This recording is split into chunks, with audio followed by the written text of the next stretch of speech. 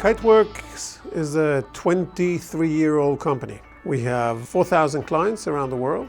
It's a global company. It has offices in all major continents. Until the organization starts interacting with the outside world, life is very different. Once you start opening the doors to suppliers, to partners, to customers, and start moving about some of the most sensitive content, that's where you need to apply really standard risk management practices. Frameworks like NIST CSF, FedRAMP kick in to help with that exposure. When you think historically about zero trust security, it's been focused on two things, the applications and the network. Least privilege access and always-on monitoring to applications, and the same for the cloud and cloud workloads and the network. What we're doing with the private content network is saying, take it out of the technology conversation and put it into the data, into the content layer, and apply those same principles of least privilege and always-on monitoring to the data and the content itself, especially as it leaves your ecosystem.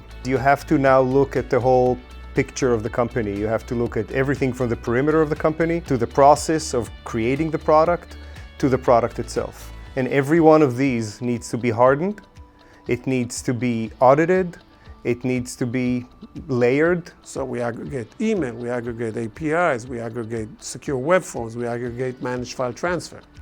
We secure everything. What does it mean? We double encrypt.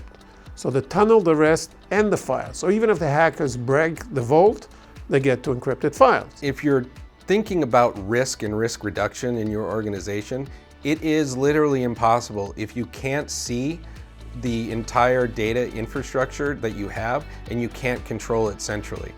With Kiteworks, the entire foundation and the principle of the private content network is control and tracking of that information in a centralized manner. We take this incredibly seriously, and we not only ensure that our platform is compliant with regulations that cybersecurity professionals care about, but it also delivers compliance when they're put on the hot seat.